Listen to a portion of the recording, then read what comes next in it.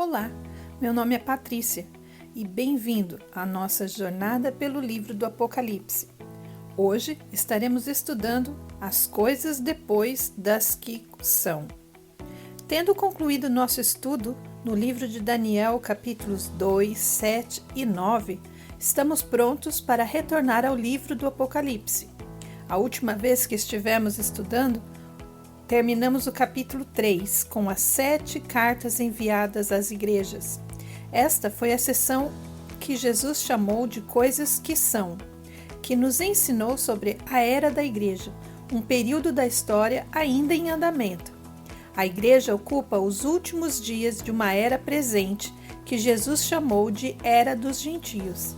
Esta era é centrada em Israel e em Jerusalém. De acordo com Jesus, em Lucas, capítulo 21, esta era é definida como um período da história quando 3 coisas permanecerão verdadeiras para Israel. Israel estará sob ameaça de ataque gentílico ou dos não-judeus, será disperso fora de sua terra e sua cidade será dominada por gentios. Isso nos levou para fora do livro do Apocalipse para estudar a era dos gentios em detalhes, no livro de Daniel. Aprendemos que a era começou por volta de 605 a.C., com a conquista de Jerusalém por Nabucodonosor.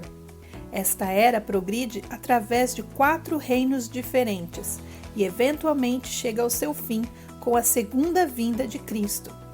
No final, a Era dos Gentios terá eventos dramáticos, incluindo a consolidação de toda a autoridade da terra para 10 governantes, que depois será transferida para um líder mundial, que perseguirá os cristãos e judeus e declarará oposição direta a Deus antes de chegar ao seu fim pelas mãos de Cristo. Daniel também nos disse que esta era tinha um limite de tempo de 70 períodos de 7 anos. Mas esse período de 490 anos não é um contínuo e inclui uma pausa ou uma interrupção de tempo indeterminado. Essa pausa finalmente terminará e os últimos 7 anos dessa era se desenrolarão. Estamos vivendo nesta pausa e, como Paulo nos disse, a pausa foi necessária para dar espaço para a igreja de não-judeus, dos gentios. Então, estamos vivendo na pausa criada para nós, mas mais cedo ou mais tarde, esta pausa dará lugar aos últimos 7, ou a última semana de Daniel, e a era dos gentios chegará ao fim. Mas o livro do Apocalipse tem 3 partes, não apenas 2, e esta terceira parte agora se tornará o foco principal do nosso estudo. Jesus chamou a parte 3 do livro de As Coisas que Acontecem Depois destas Coisas. Aqui são descritos os eventos que acontecem após o fim da era da igreja. Esses capítulos contam a história do último período de 7 anos de Daniel antes da segunda vinda de Cristo.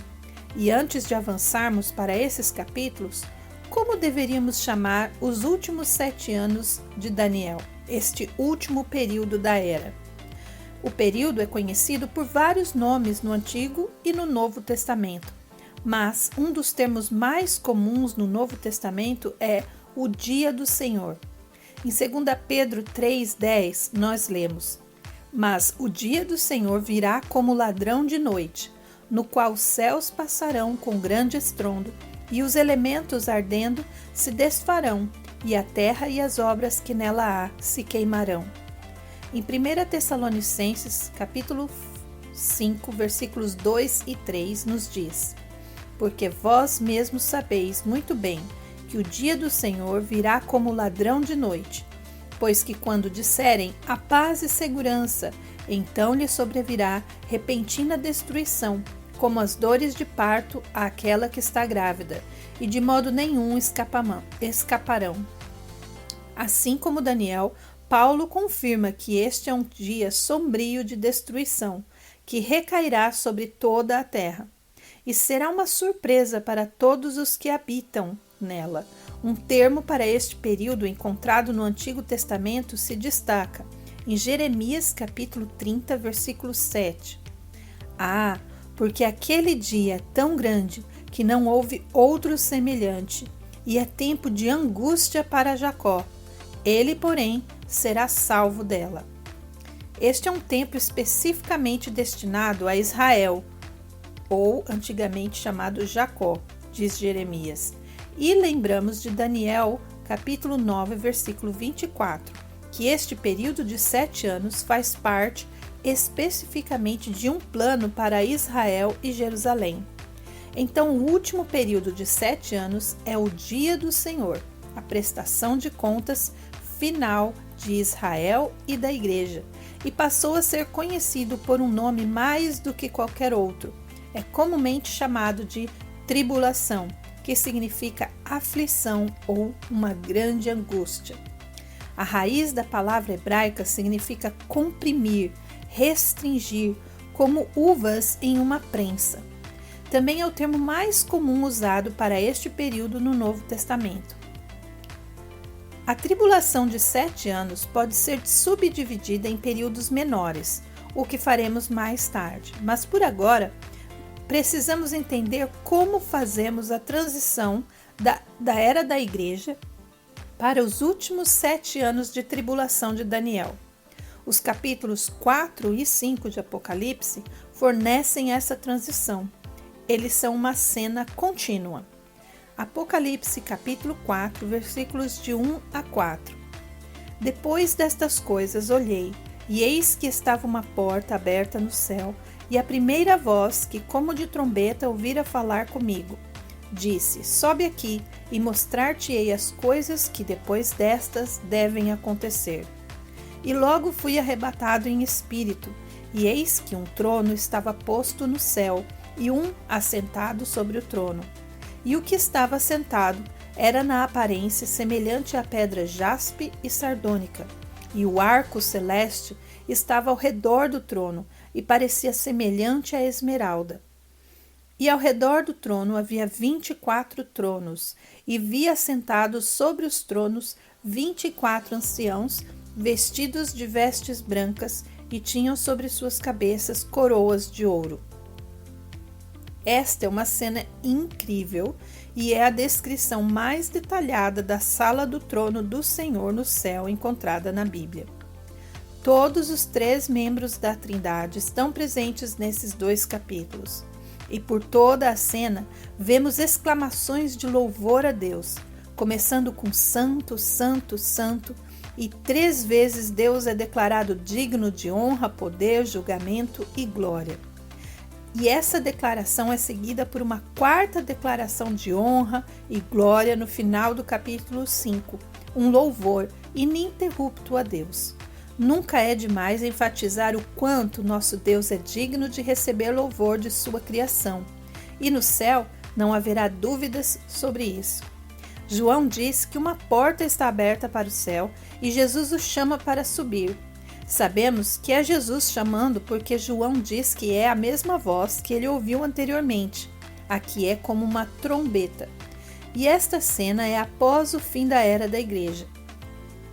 Jesus diz que está mostrando a João o que deve acontecer depois destas coisas, após a era da igreja. E os detalhes dentro desta cena servem para confirmar para nós que a era da igreja terminou. A primeira coisa que João vê é o Deus Pai sentado em um trono, e o capítulo 4 se concentra no Pai. Deus Pai é descrito com a aparência de jaspe e sárdio. Jaspe é um mineral, uma pedra de coloração vermelha, sedimentar ou vulcânica, e esta era a pedra mais preciosa da antiguidade. A pedra sardônica ou sárdio foi extraída pela primeira vez na cidade do mesmo nome e é de aparência também vermelho ardente. Então as duas juntas sugerem uma luz brilhante e ardente ao redor do Pai, junto com um arco-íris verde, esmeralda. Esta visão é semelhante à que Daniel viu do Ancião de Dias no capítulo 7. Mas em outra passagem das Escrituras, João nos diz em 1 João capítulo 4:12 que nunca ninguém viu o Pai. Assim como Daniel, João testemunha uma visão preparada para ele. Na verdade, é uma representação do Pai, não é a aparência real do Pai. A questão aqui é mostrar a João algo que ele possa entender para comunicar uma mensagem através desta visão e eventos que ocorrem ao redor do trono. No versículo 4, temos 24 anciãos louvando o Deus Pai. Eles estão assentados, cada um no seu trono, com vestes ou roupas brancas e estão adornados com coroas em suas cabeças. A palavra ancião é sempre usada em conexão com seres humanos que lideram o povo de Deus. Israel teve anciãos sobre eles desde a época de Moisés, e a igreja também foi e é liderada por anciãos. Em Êxodo capítulo 24, versículo 9 diz: E subiram Moisés e Arão, Nadab e Abiú e 70 dos anciãos de Israel.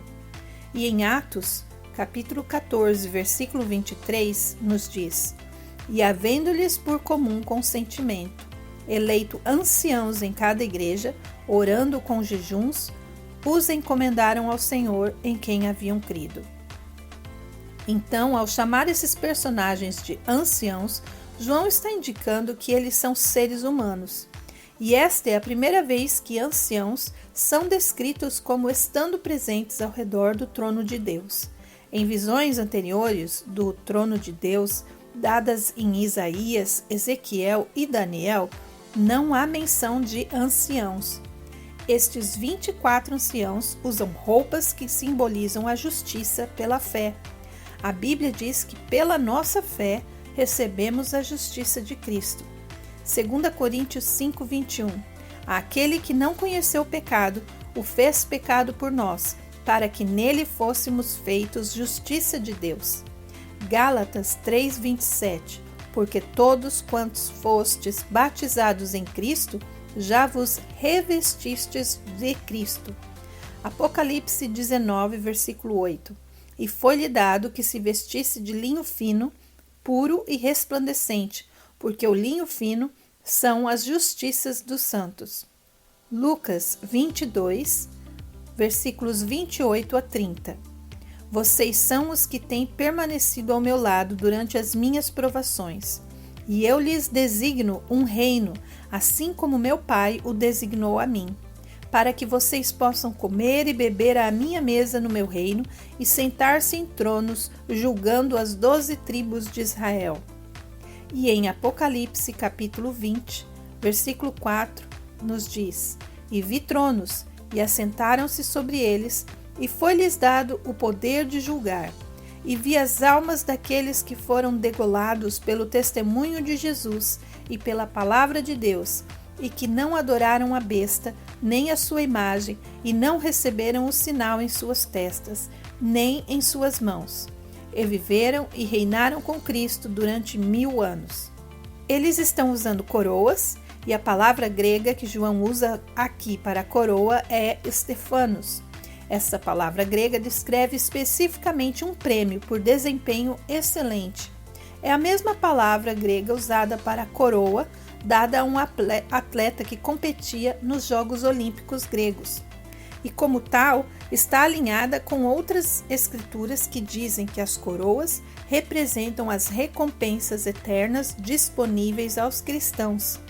Em 1 Coríntios 9:25, nós lemos: Todos os que competem nos jogos se submetem a um treinamento rigoroso para obter uma coroa, uma Stephanos, que logo perece, mas nós o fazemos para ganhar uma coroa que dura para sempre.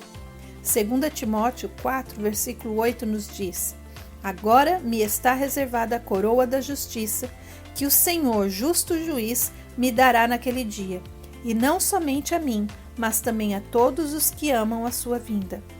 Portanto, as coroas são símbolos que representam as recompensas eternas dos cristãos que eventualmente se tornam a nossa herança no reino. Esses anciãos representam a liderança da igreja ao longo dos séculos. Obviamente, ao longo de mais de 2000 anos, houve muito mais do que 24 anciãos ou líderes da igreja, mas o Senhor não poderia mostrar a João todas as pessoas que já serviram como anciãos na igreja. Então, o Senhor mostrou a João um certo número para representar a totalidade dos líderes.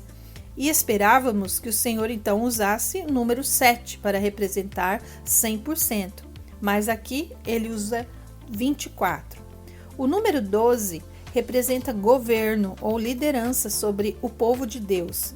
Como exemplo, nós temos as 12 tribos que governaram o povo de Israel, 12 apóstolos que governaram a igreja. E dobrar o número significa enfatizar. Então, o dobro de 12, 24, significa todos os líderes da igreja de todos os tempos.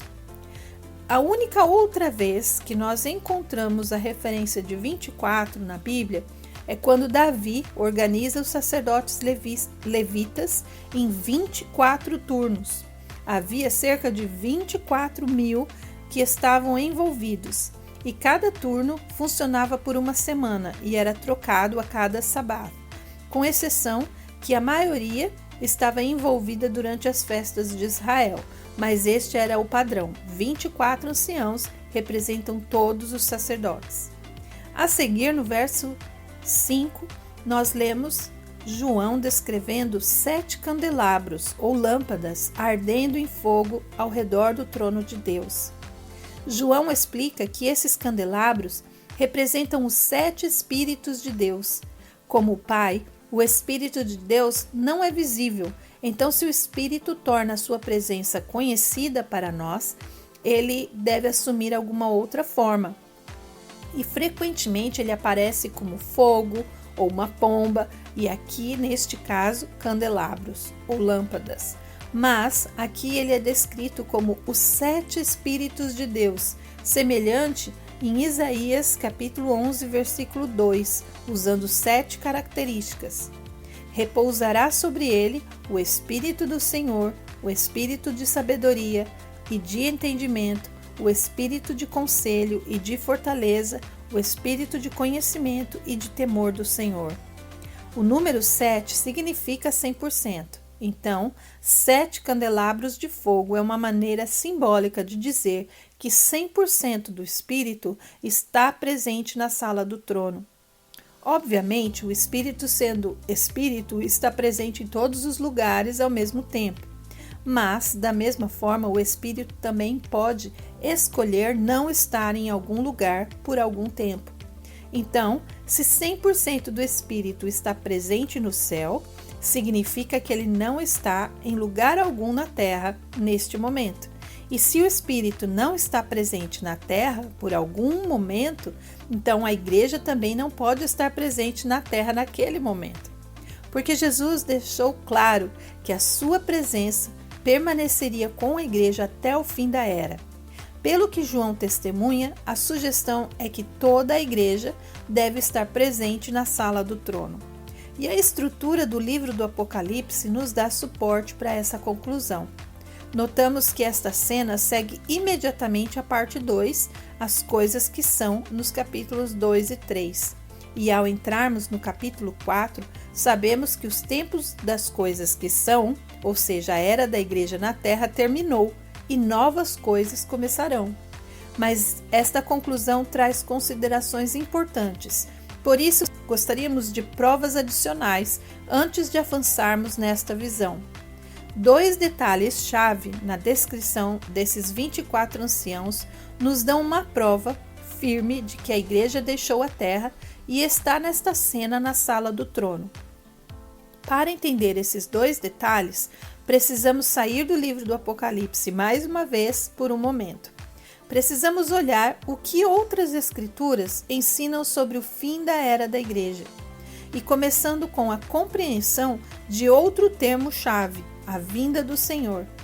Como o dia do Senhor, este termo é facilmente mal compreendido. Parece ser a segunda vinda de Jesus, mas quando visto no contexto adequado, descobrimos que está falando de algo diferente, como em Tiago, capítulo 5, versículos 7 a 9. Portanto, irmãos, sejam pacientes até a vinda do Senhor. Vejam como o agricultor aguarda que a terra produza preciosa colheita e como espera com paciência até virem as chuvas do outono e da primavera. Sejam também pacientes e fortaleçam o coração, pois a vinda do Senhor está próxima. Irmãos, não se queixem uns dos outros, para que não sejam julgados. O juiz já está às portas. Tiago diz que a vinda do Senhor está próxima e sempre presente. Mas essas palavras foram escritas no primeiro século, muito antes dos eventos da era da igreja e muito menos do último período de 7 anos de Daniel. Tiago não poderia estar falando sobre a segunda vinda do Senhor.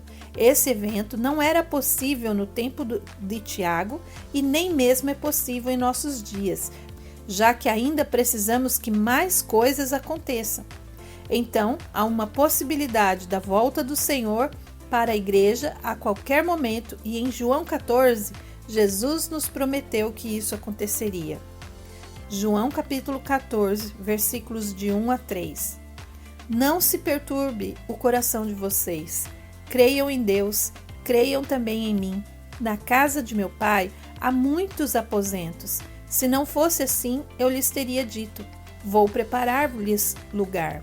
E se eu for e lhes preparar lugar, voltarei e os levarei para mim, para que vocês estejam onde eu estiver.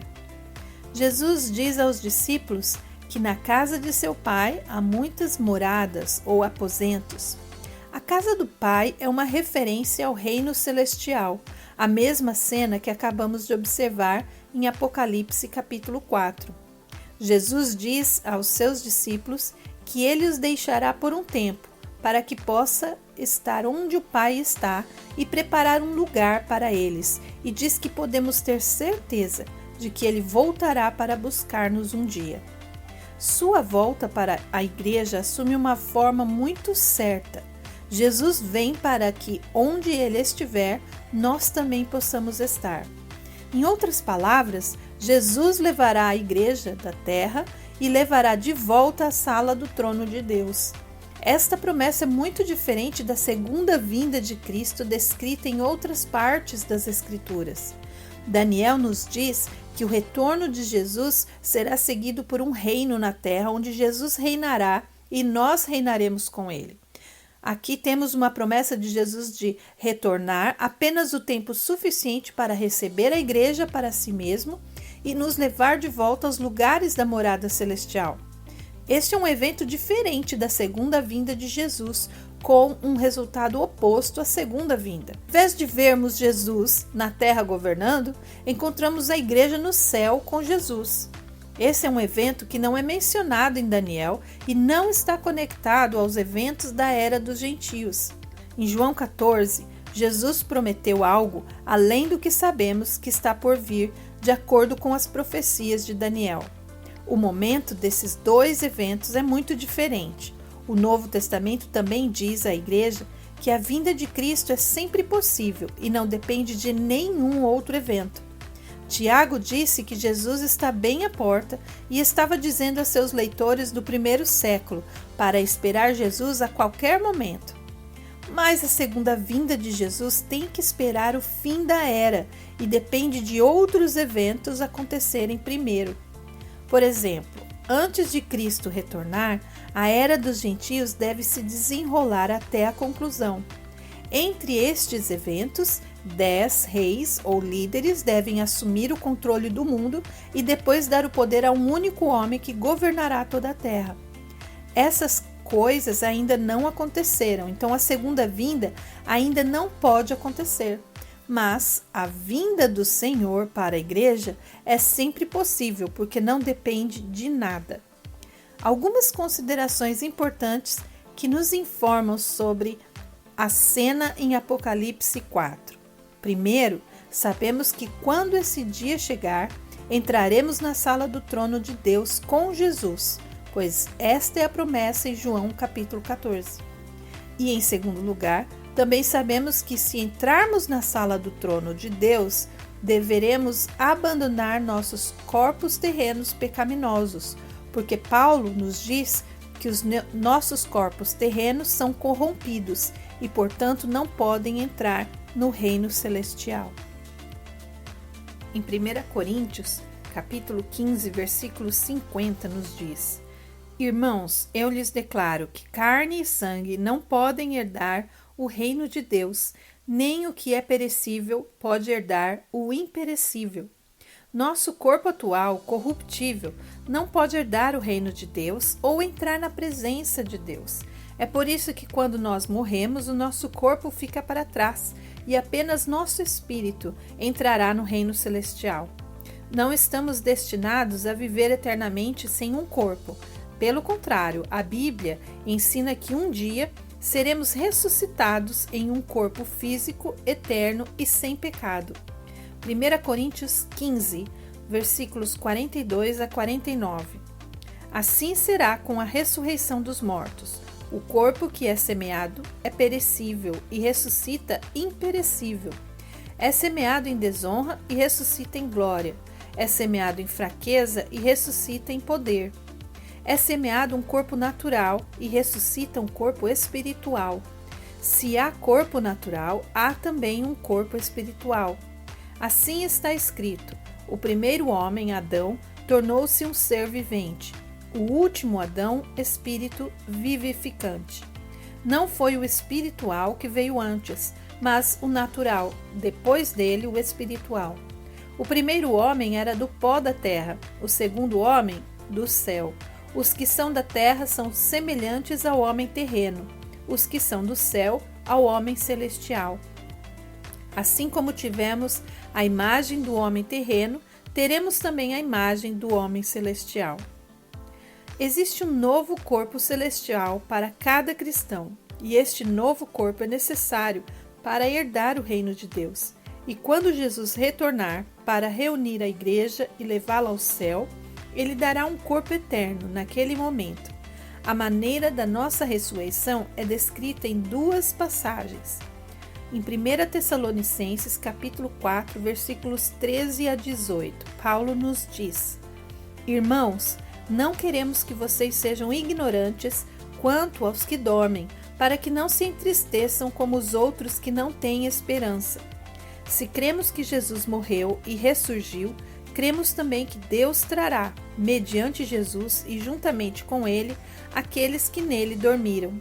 Dizemos a vocês, pela palavra do Senhor, que nós, os que estivermos vivos, os que ficarmos até a vinda do Senhor, certamente não precederemos os que dormem.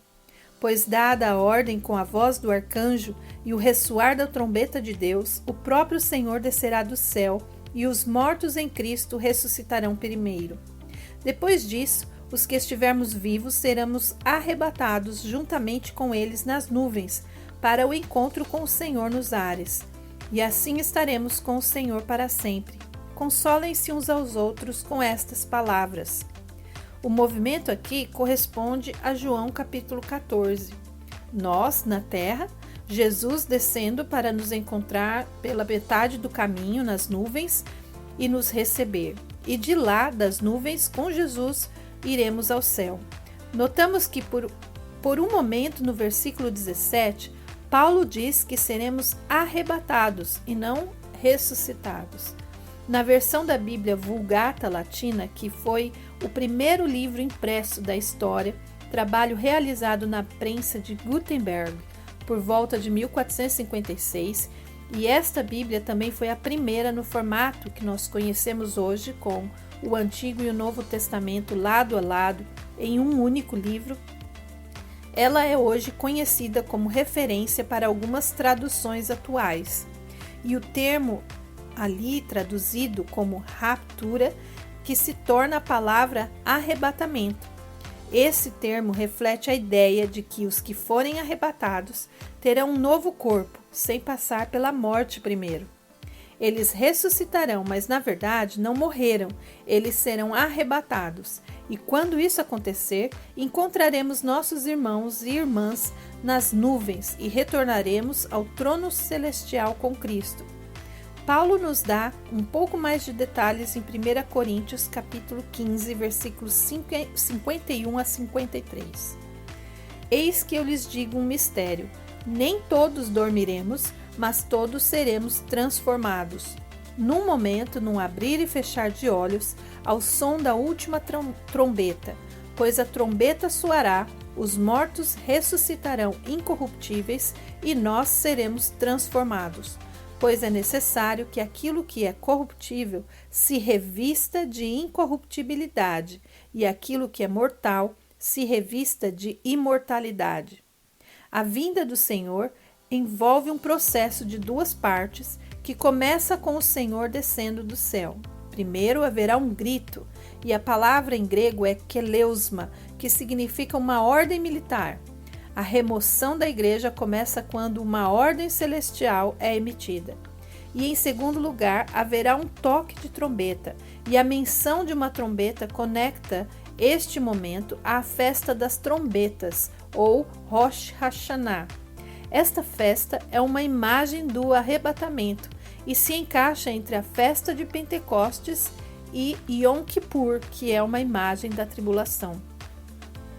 Isso reafirma o nosso entendimento sobre o tempo do arrebatamento, que acontecerá em algum momento após o início da igreja, Pentecostes, e antes do início da tribulação.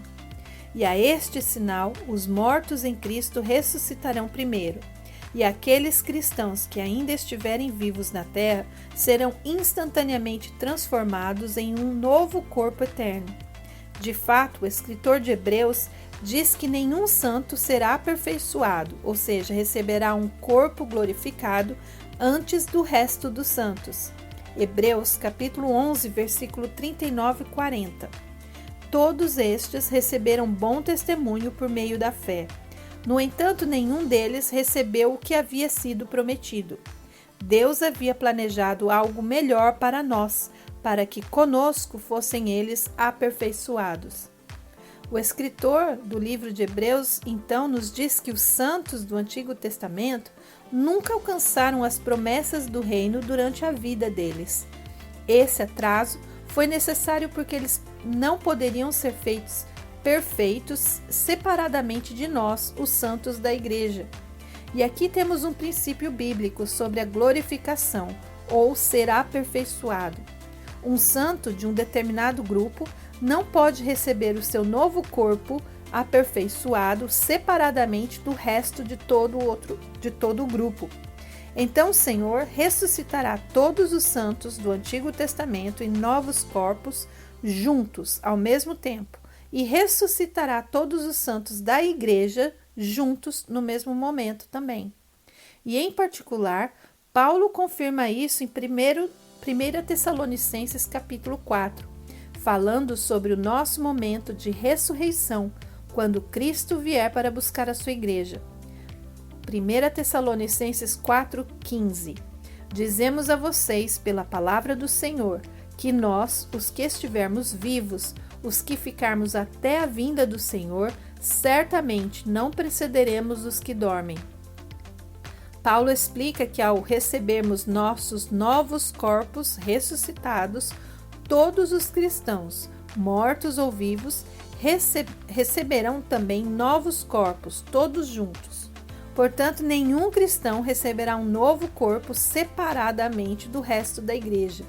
Assim, a vinda do Senhor para a igreja é também o momento em que somos ressuscitados para receber novos corpos físicos, pois essa é a única maneira de vermos a promessa de Jesus de nos levar à casa do seu Pai.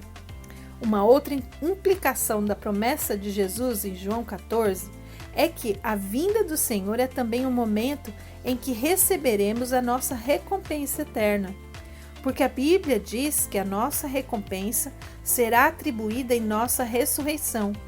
Primeiro, entendamos que todos os cristãos enfrentarão um momento chamado Tribunal de Cristo. 2 Coríntios, capítulo 5, versículos 9 a 10. Por isso temos o propósito de lhe agradar, quer estejamos no corpo, quer o deixemos. Pois todos nós devemos comparecer perante o tribunal de Cristo, para que cada um receba de acordo com as obras praticadas por meio do corpo, quer sejam boas, quer sejam más.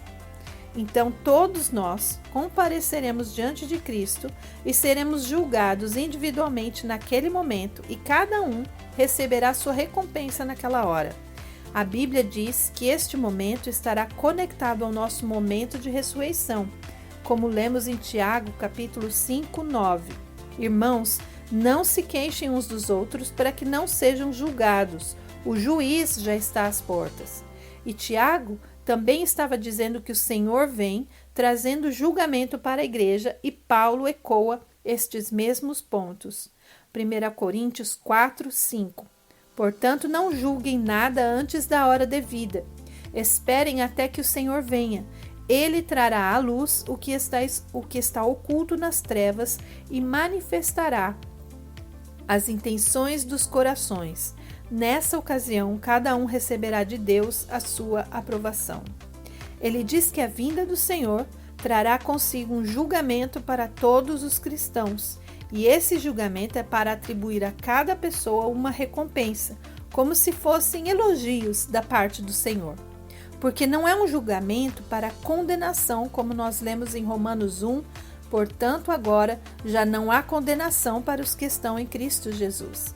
E sim, é um julgamento para determinar a recompensa de cada um.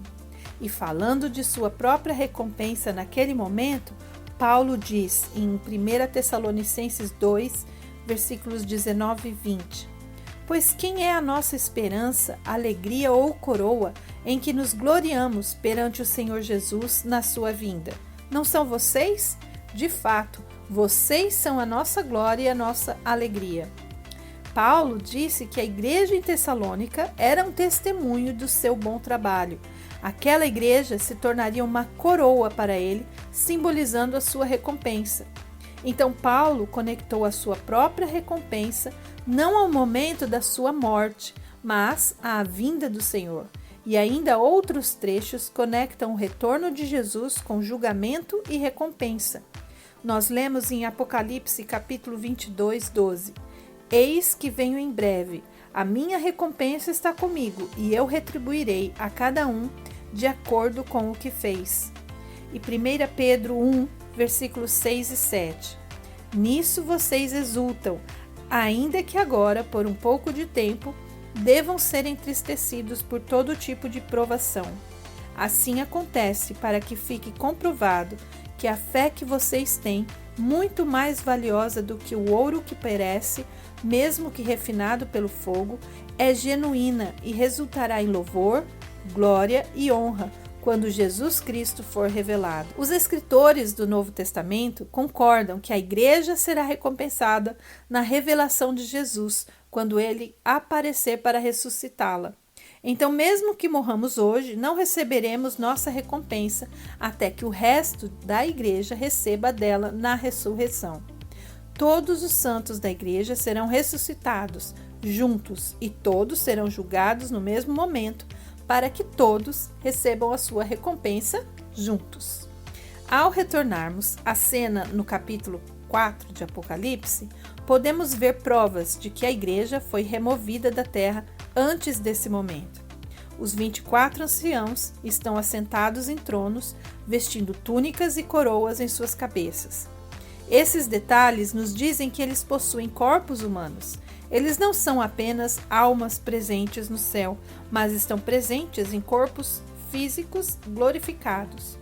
E Paulo nos disse anteriormente que apenas o corpo celestial pode entrar no reino celestial.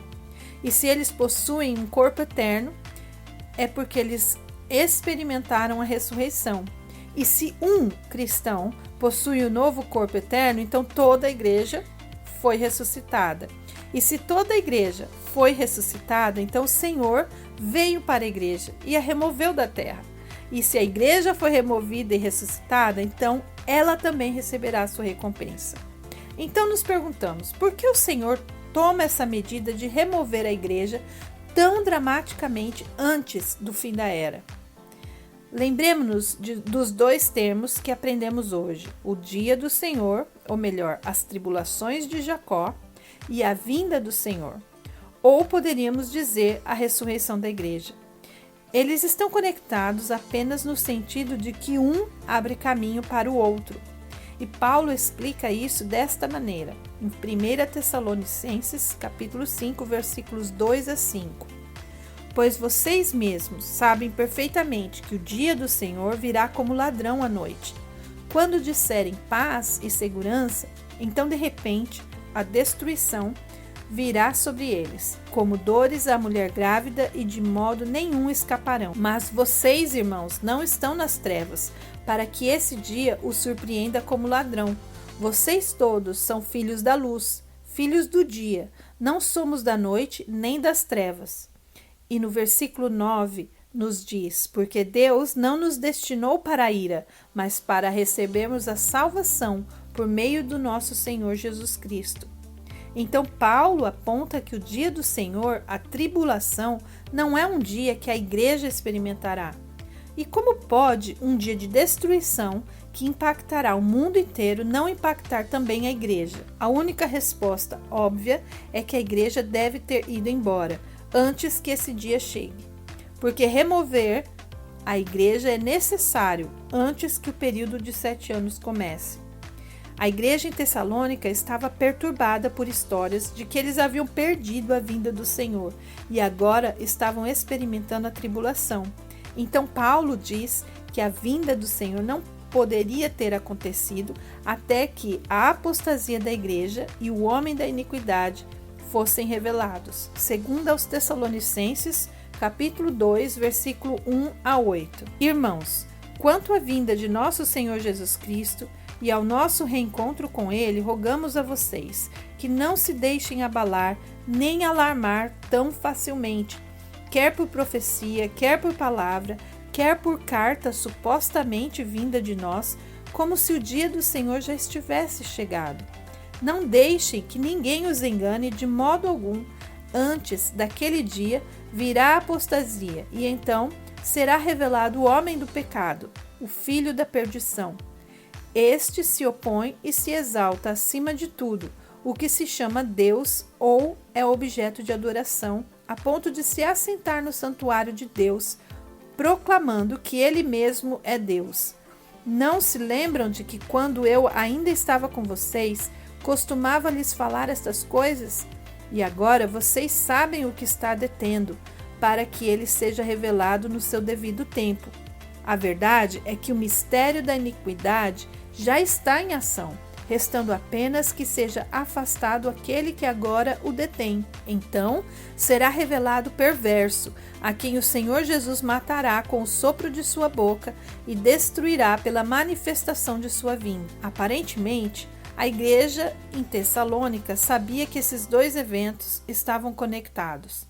Paulo aqui tranquiliza os membros da igreja novamente que o dia do Senhor não poderia ter começado, e Paulo continua dizendo que até que aquele que o restringe ou detém sua aparição seja removido primeiro, entendemos que esta remoção é necessária antes que o período de 7 anos de tribulação e a aparição do anticristo comece. Aquele que detém o homem da iniquidade de ser revelado não é especificado aqui, mas dado o que sabemos sobre a vinda do Senhor, podemos sugerir uma resposta.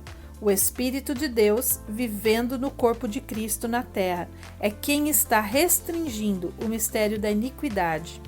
Uma vez que ele, o Espírito Santo, esteja fora do caminho, os últimos 7 anos da era podem se desenrolar.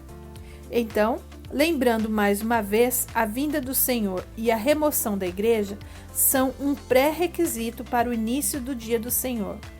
Do que aprendemos até aqui, encontramos uma comparação interessante entre o dia do Senhor e a vinda do Senhor. O dia do Senhor é para Israel e para julgamento. O dia do Senhor aguarda os últimos 7 anos da era e a revelação do anticristo.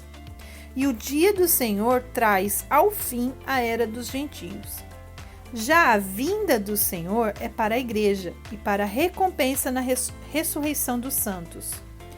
A vinda do Senhor é sempre possível e próxima, e acontecerá antes que o iníquo ou o anticristo seja revelado e antes do fim da era. A vinda do Senhor trará o fim à era da igreja. Então, em Mateus, capítulo 24, Jesus nos diz mais uma coisa sobre o tempo da sua vinda. algo que também confunde muitos por muito tempo. Mateus 24, versículo 36. Quanto ao dia e à hora ninguém sabe, nem os anjos dos céus, nem o Filho, senão somente o Pai. O mistério é resolvido ao retornarmos ao livro de João, capítulo 14, e notarmos a linguagem que Jesus usou para descrever o seu retorno. Ele se refere à construção de moradas ou aposentos para nós no céu. Embora Jesus fosse um carpinteiro ou um artesão ou um arquiteto, não podemos imaginar que ele esteja atualmente ocupado construindo condomínios no céu para nós, não é verdade? Jesus estava ali falando em uma figura de linguagem. E por que Jesus escolheu esta metáfora em particular? No capítulo 14 de João, Jesus usa esta linguagem associada à cerimônia de casamento judaica tradicional. Embora não seja familiar para nós, teria sido muito familiar para os seus discípulos judeus. Jesus se compara ao noivo em um casamento judeu e compara a igreja à sua noiva. E podemos confirmar entre outras passagens do Novo Testamento estas mesmas comparações, e quando entendemos esta comparação, podemos entender então o plano de Deus para a igreja. Nessa tradição antiga, um casamento era arranjado pela família da noiva e do noivo. Especificamente, o pai do noivo enviava um servo para localizar uma noiva adequada para seu filho. O servo visitava a noiva em potencial e a sua família em sua casa. Uma negociação acontecia, um preço era pago e a aliança ou compromisso era estabelecido. Naquele momento, a noiva e o noivo estavam comprometidos, embora ainda não tivessem se encontrado. Nesse momento, o servo retorna para relatar seu sucesso ao pai do noivo, que então direciona o seu filho a começar a construir uma casa ou um quarto adicional na casa do pai para sua futura noiva. O filho começa a construir uma adição à casa do pai, que servirá então como sua casa. Somente depois de terminar a construção de um outro quarto, podemos assim dizer, que satisfaça o pai, é que ele permitirá que o filho reivindique sua noiva. Enquanto isso, a noiva permanece na casa de sua família, sempre pronta para o noivo que pode aparecer a qualquer momento. Ela não sabe quando ele virá, porque depende do julgamento do pai do noivo se a nova construção é adequada e satisfatória. Então ela passa todos os dias no seu vestido de noiva, esperando ser reivindicada por seu noivo. Lembremos que naquela época não existia telefone, celular, WhatsApp e outros meios de comunicação. Então, uma vez que tudo está pronto, o filho viaja para a casa da noiva para tomá-la e em uma aparição quase que de surpresa. Eles viajam juntos de volta à casa do pai do noivo, onde o casamento será consumado. Os dois permanecem juntos na tenda nupcial por uma semana, 7 dias. E quando a semana se completa, os dois viajam de volta à casa da noiva para celebrar com a família e amigos da noiva. Veja como os detalhes dessa tradição antiga refletem aspectos do plano de Deus para a igreja. Deus Pai enviou um servo, o Espírito Santo, à casa da noiva, a terra, para encontrar uma noiva adequada para o filho. O Espírito localiza a noiva, um cristão de cada vez, entrando numa aliança pelo qual nós somos comprometidos com este noivo. Recebemos os dons do Espírito para marcar o início desta aliança, e o Pai já pagou um preço para nos ganhar, que é o sangue de Cristo. Então a espera começa. Não sabemos quando o filho, quando o noivo voltará para nos buscar. Portanto, somos chamados a permanecer imaculados, puros, limpos, prontos para o momento que o nosso noivo aparecer. O dia e a hora desse momento são desconhecidos. De fato, em Mateus 24:36, Jesus diz que nem mesmo o filho sabe, o que também se encaixa na cerimônia de casamento judaica. Na cerimônia de casamento, a oportunidade do filho de reivindicar a noiva depende da aprovação do pai da nova construção. Nem mesmo o filho sabe quando o pai estará satisfeito, e assim é com a noiva de Cristo. E para saber um pouco mais sobre essa tradição do casamento, você também pode ler em sua Bíblia a história de quando Abrão manda seu servo buscar uma noiva para seu filho Isaque, em Gênesis capítulo 24. E paramos por aqui a nossa jornada no livro do Apocalipse, capítulo 4. E espero então você para o nosso próximo episódio na nossa jornada. Um grande abraço, que Deus os abençoe.